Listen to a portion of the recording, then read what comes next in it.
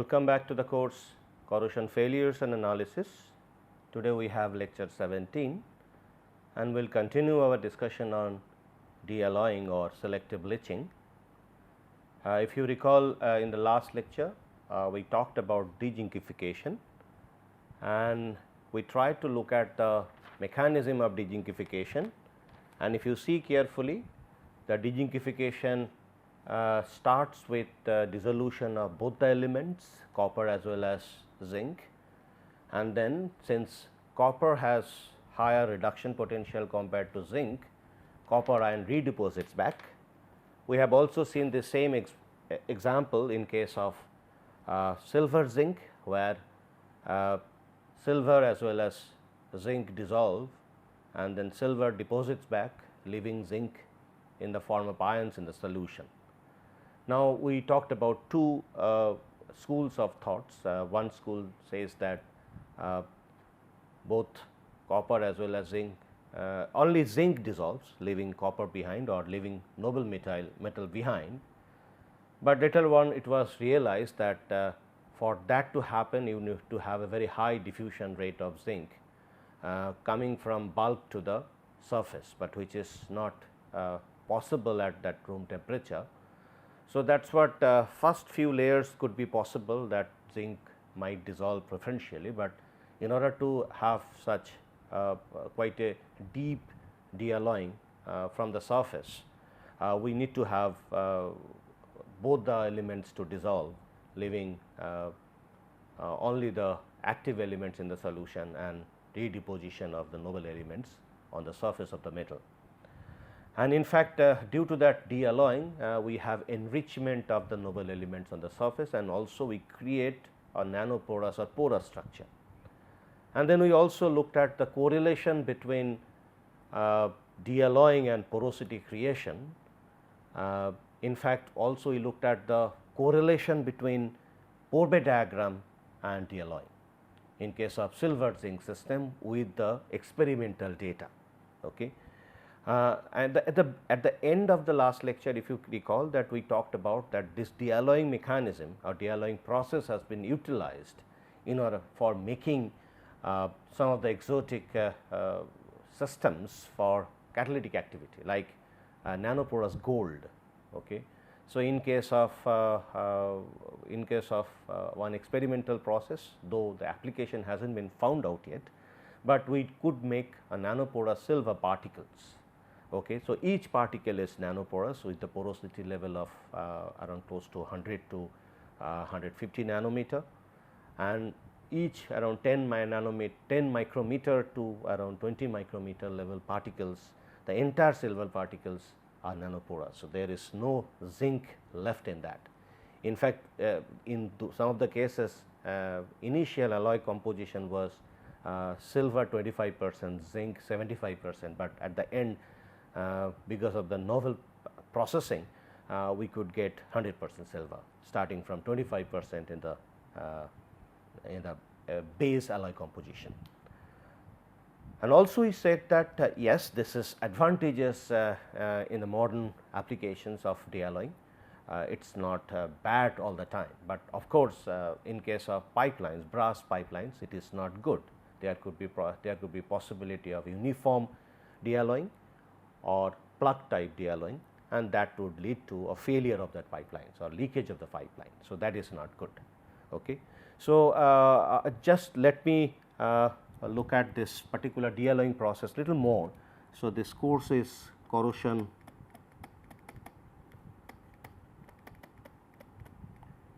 failures analysis, and in this case today is lecture 17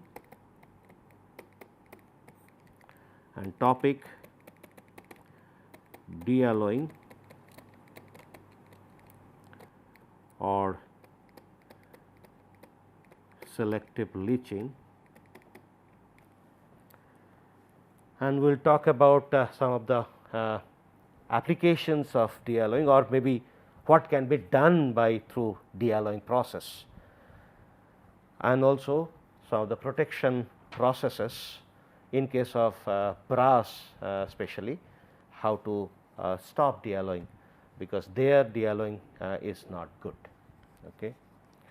Now, let us get back to some of the pictures. If you see that we started looking at this particular slide, where we talked about the relation between Pourbaix diagram of silver and zinc, and then finally getting porous silver. How we get it? Because it matches with the pH and potential requirement in the mixed Pourbaix diagram of silver and zinc, where silver should stay as silver, but zinc should dissolve as zinc plus plus. But once we change the pH of the solution, the potential also changes, as we see in case of NaOH, the way OCP changes to a lower value, and that time we see that the pH of that higher pH solution and the potential of that alloy, it actually enables us to get a nanoparticle of zinc oxide. Okay.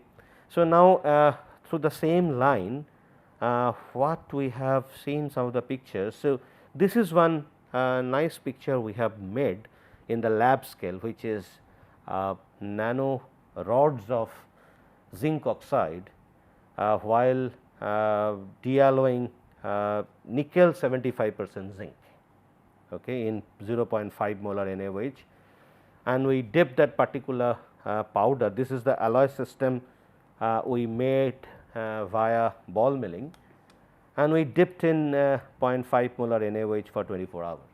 Okay. And while we did that, we got a nice kind of flower kind of structure. So, if you see, each particle has become a kind of a flowery structure, which we call it as zinc oxide flowerets. Okay. So, these structure we got exactly in the similar process. What we did in case of nickel zinc system also, we made use of this nickel Pourbaix diagram and zinc Pourbaix diagram, and we saw that nickel starts leaving the zinc starts leaving the surface, and in fact nickel also starts leaving the surface in the form of nickel ions. And but since the pH is in that, if you see the zinc oxide zinc pH diagram. So, this particular diagram if you look at, so let me take that pH, just a minute. So, let me take this particular pH diagram on a separate page.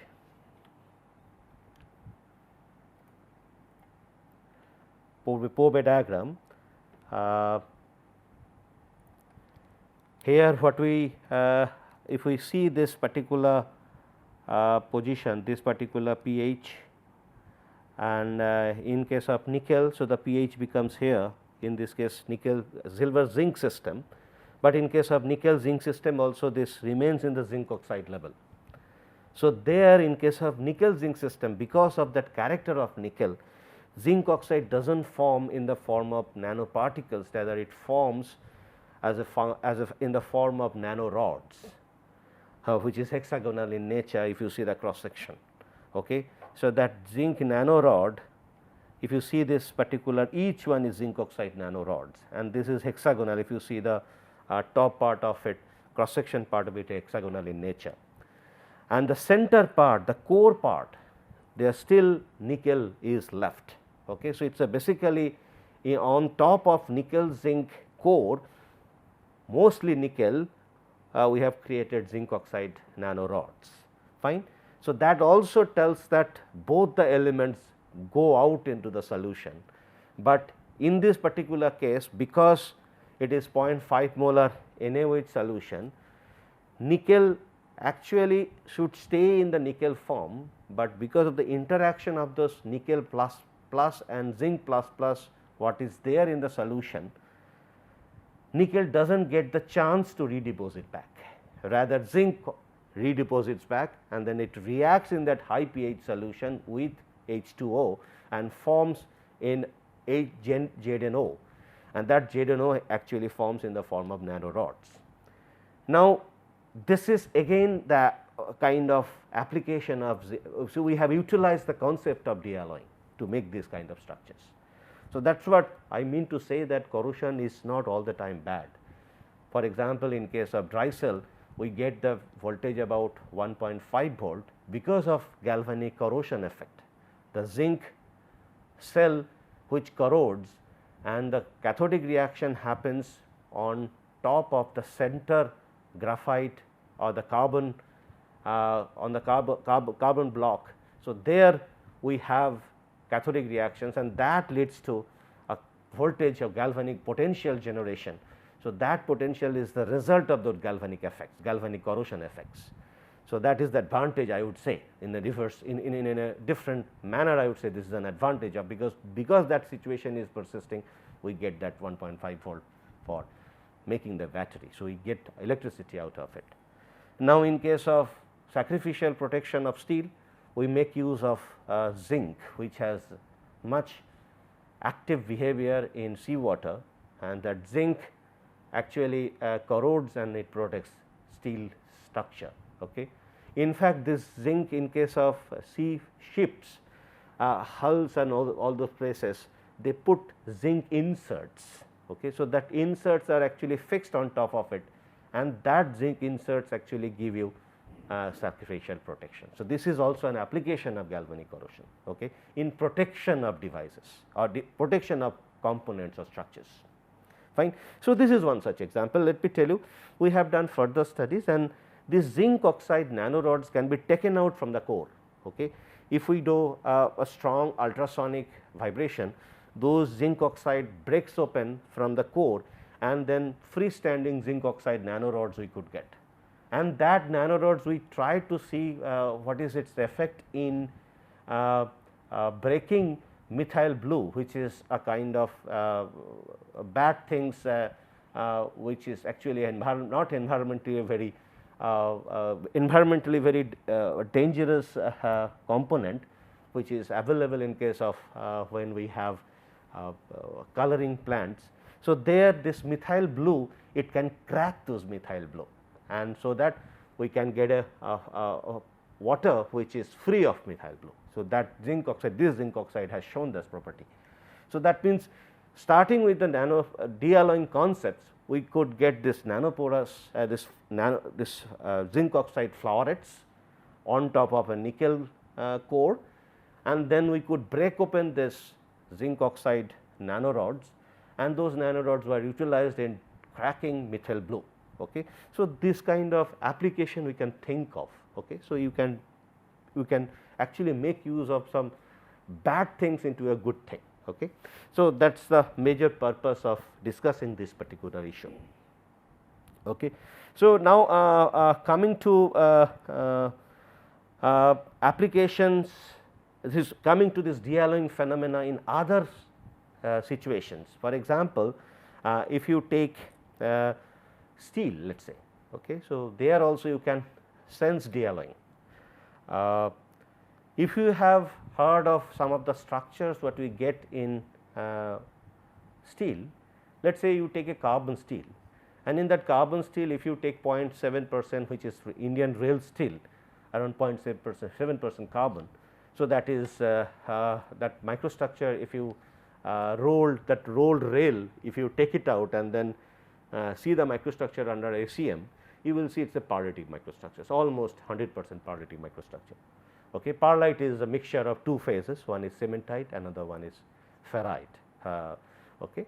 So, that structure we get or call it microstructure we get in paralytic microstructure in 0.7% carbon steel, which is the typical composition of Indian rail steel, the carbon content of Indian rail steel. Indian rail steel is basically carbon manganese steel. Okay. So, now that steel you can make out those structure because of basically galvanic effect. That galvanic effect also leads to dealloying. Okay. So, I will see that example. Even there could be another structure that one can make, that structure is called spheroidal cementite structure, spheroidal steel. So, that spheroidal steel is those cementite lamellin perlite that can be converted into small spheroids. Okay. So, those spheroids will be sitting in the ferrite matrix. Okay. So, that structure has got a very high ductility, fine. So, if you compare the paralitic microstructure steel and spheroidal microstructure steel, the spheroidal microstructure steel will have a higher ductility. So, in those cases we do experience this de-alloying effect. Okay. In fact, the de-alloying, though it is basically a specific, it is basically removal of one element out of the entire alloy systems. In case of paralitic as well as spheroidal steel, we also see that it is basically a selective dissolution of iron, leaving cementite behind. Okay. So, that also can fall under the regime of de-alloying. Okay. So, let us see some of the examples. If you see this structure, this is basically the left structure. So, this structure, if you look at, this is a typical Indian rail steel structure.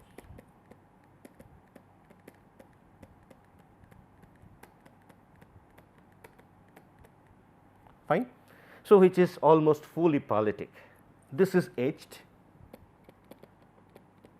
in 3% nitrile, okay, after doing all the metallographic steps, and this is the book, this is the paper you can refer.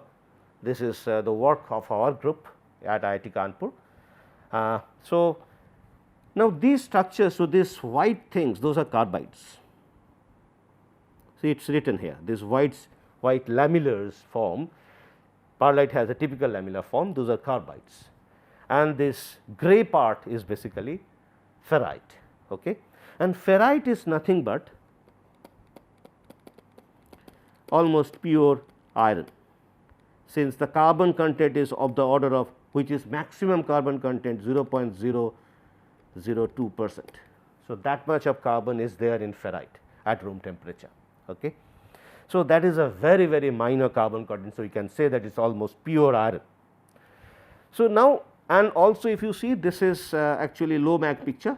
So, the inside part, this is the part,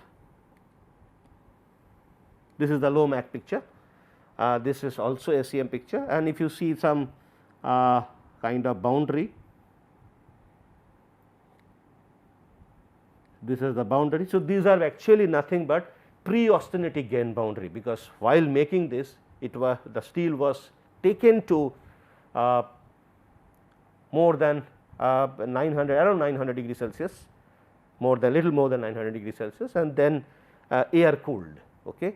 So, that time that austenite that forms at around 900 degree Celsius, I think around 800 to 850, around 850 to 900 degree Celsius. So, the austenite grain forms there, and when you cool it down, the paralitic nucleation starts at the grain boundary of pre-austenitic grain boundaries. Okay. So, that in along the grain boundary, and that is what, if you see each grains, the perlite orientation, so are actually similar. So, for example, here the orientation is like this, here the orientation is like this. So, each grain you will find one set of orientations. Okay. So, that is what, so those are actually a kind of, it gives an indication that those are kind of pre-austenitic grains, okay, previously before paralitic nucleation. Now, this structure is forming because of etching. And what happens during etching? During etching, ferrite, if you compare the cementite, which is, this is carbide or cementite, here the cementite, white portion, this is grey portion,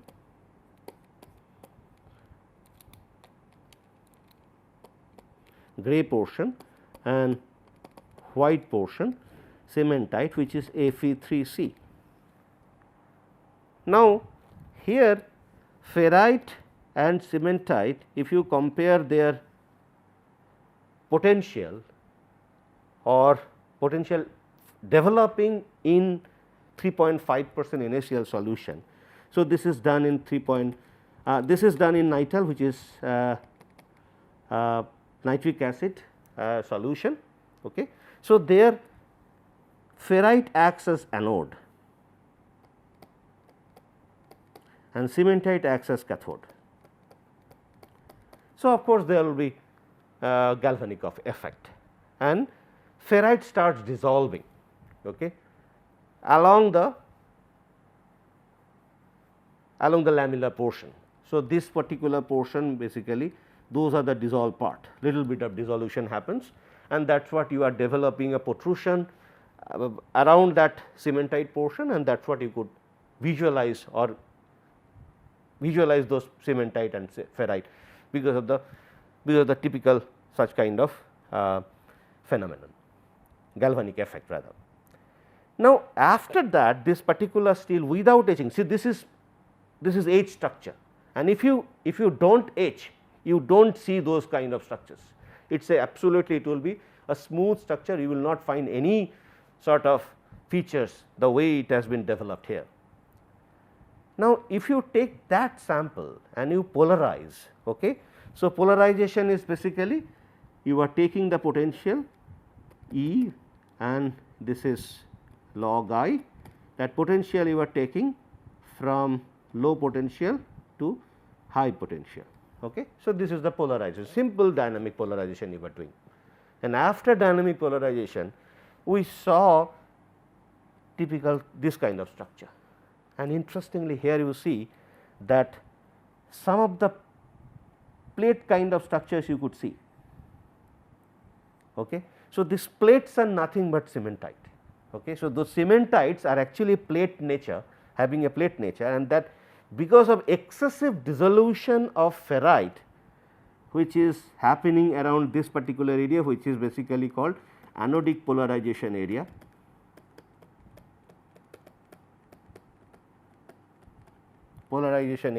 So, there you have excessive dissolution of ferrite which is happening forcefully, because we are forcefully taking the ferrite out. Here we are not doing forcefully, because this etching is done at a normal corrosion potential, which is rather we call it open circuit potential. But here we are taking this ferrite out forcefully, because there this particular action is taking place. Ferrite is acting as a anode and cementite is acting as a cathode, and cementite does not dissolve, but ferrite dissolves, leaving those plates as a free standing particles. So, that is what these plates are coming out on top of it, and now actually this particular steel has been made into this same steel, same composition, same microstructure, but now since because of this electrochemical polarization to a high anodic potential, we have taken the ferrite out. It is basically leaching the ferrite out, which is nothing but the pure iron, and then leaving cementite behind. So, this is a typical case of dealloying, you can say, where iron comes out leaving the cathode part behind. But here interestingly it is not about both the things are dissolving back and one is depositing back.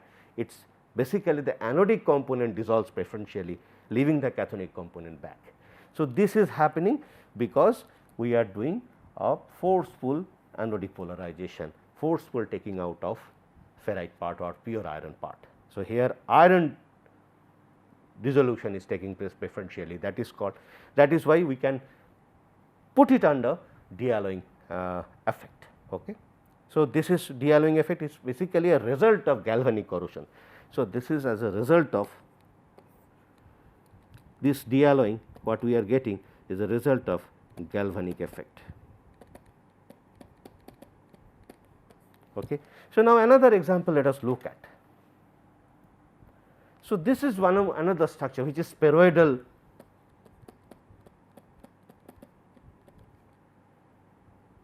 steel, and here also the carbon content was 0.3% carbon, which is weight percent, and this is actually Indian rail steel.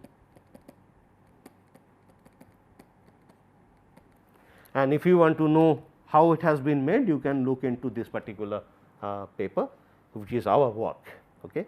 So, the work at IIT Kanpur.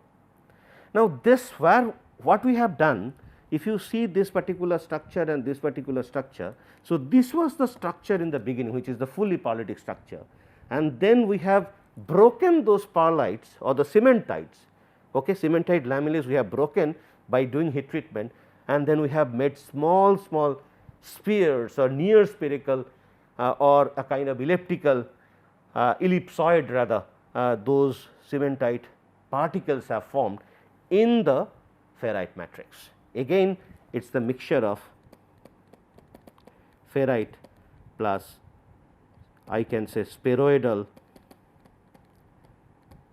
cementite, which is Fe3C, and this is pure iron. Fine. Now, similar way, this is actually aged structure, aged in 3% nital. Okay. So, this is in nital aged solution. There also dissolution of ferrite happens, but not to a aggressive extent, only the surface dissolution takes place, and that is what you have these features. And if you do not do etching, if you see under microscope, you do not see anything. Now, once we do dealloying in the by the way of polarization, again we do such kind of polarization, and after polarization we saw this structure. And remember, after polarization in the previous example where we talk about 100% pearlite, there also we have not done any etching. So, that polarization actually led to that structure. Here also there was no etching after polarization, it is a basically unetched sample polarized, and then we look it under microscope ACM. And here you could see that those cementite particles can be clearly visible. So, each one is a cementite particle, and if you see that those cementite particles are actually hanging, if you see those are hanging cementite particles, and some cementite particles, since it has started from a lamellar cementite, some of the cases it could not break open. So, you could see a long cementite, a part of that lamella is still existing, but many of them have actually turn into a small spheroids or ellipsoids. Okay. So, those are actually structures. This is again happening because it is a preferential dissolution of pure iron. Okay. Pure iron dissolves and leaving behind cementite. This is also a galvanic effect, since ferrite acts as anode and cementite acts as cathode, and preferential dissolution of anode happens, leaving behind the spheroids of cementite. Okay. This is also a typical example of, you can say the typical example of a dealloying of pure iron leaving cementite behind. Okay. So, in that aspect you can say the first logic where it says that pure element goes out, active element goes out, and that noble element stays back. Here cementite is not an element, it is a kind of compound, but still we say that noble element preferentially goes out. Exact similar situation happens in case of cast iron. Okay. So, cast iron is nothing but iron carbon alloy system, where carbon stays in the form of graphite, not in the form of cementite. Okay. So, during that period also graphite is also highly cathodic to ferrite.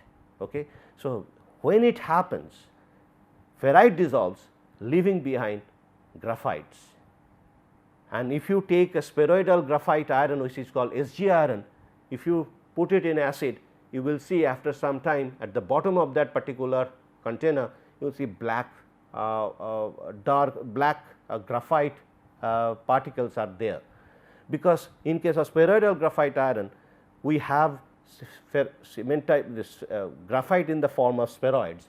So, once those dissolves, those graphites falls off. Okay. So, that falling off of graphite leads to the graphite deposits at the bottom.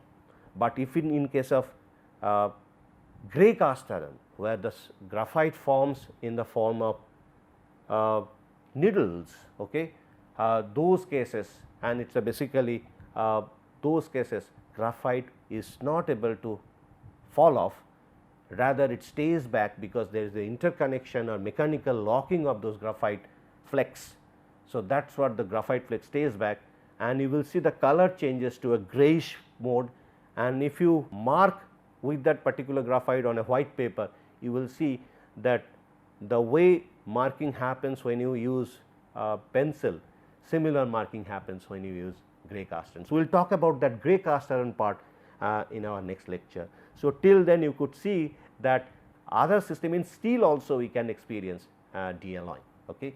But in case of graphite, in case of grey cast iron or SG iron, we will see how it forms the way I have just explained a little bit.